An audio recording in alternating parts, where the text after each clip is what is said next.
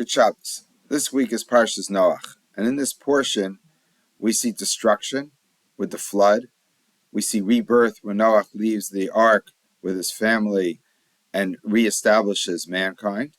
We see an attempt at unity with the Tower of Babel, and of course, God does not like that and spreads them out, creates different nations and different languages. And then finally, we see another rebirth. At the very end of the portion, we have the birth of Avram. And of course, next week's portion, we start with the birth of monotheism, Judaism, and the Jewish nation. And the question is, what is the real formula for survival? On the one hand, you would think that the ultimate ideal is to have complete unity. And that's what we all hope for. We say that V'haya bayamahu, and it will be on that day, Yashem echad u'shmo echad, God will be one, His name will be one. In other words, that all the nations of the world will recognize God, will all be unified, have the same goals, and ultimately, we all are brothers and sisters to one another. We are all part of humankind, and that's everyone should have the same notions, perspective on life, theology, philosophy. Everything we should all be unified. But we see that doesn't seem to be the correct formula, at least in the short term. In the long term, that's the messianic ideal. We go back to sort of the Edenic past where everyone's part of one family when you only have Adam and Eve and the beginning of the birth of mankind. But we know that doesn't last. As soon as they leave the Garden of Eden, we have Cain and Hevel, we have murder, we have Hamas, which some people say means stealing or theft, but it probably means violence. And the world doesn't last that way so well or so long. And the question is, what is the correct path? And it seems that what really is needed until you get to that perfect ideal is the diversity. What we have is, after the flood, God says to Noach, you should spread out over all the land. And he says that when the children of Noach were born, he says, from these people, from these children of Noach, they're going to spread out over all the land.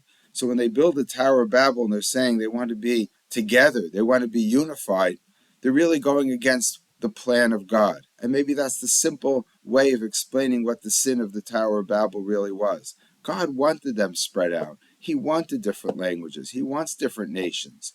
And eventually, what does He do? What does God do?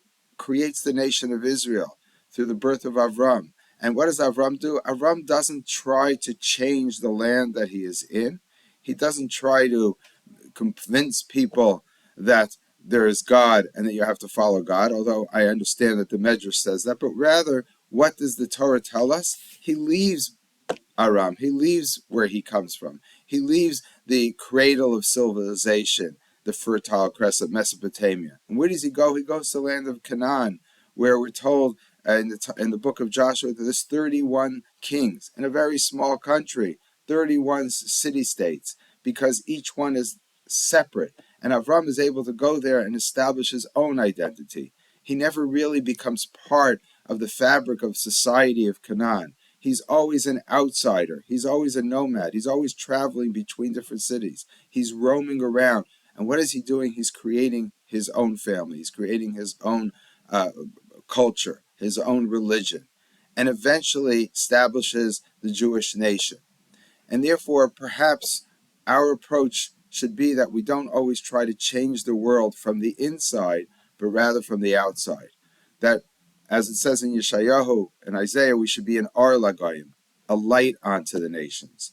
And how you light onto nations? You don't necessarily have to go amongst the nations. You don't have to necessarily try to change that which is in the general culture, because not that that's not an ideal, but it's just not very easy to be successful. To change what people think once it's established in their culture is very difficult. But rather what you do is you establish your own culture, you establish your own ideas, and you show the world that you could lead a moral and ethical life, and that belief in God and the Torah's path is the true path. We do what we feel is right, and people see it, and we become a model for success.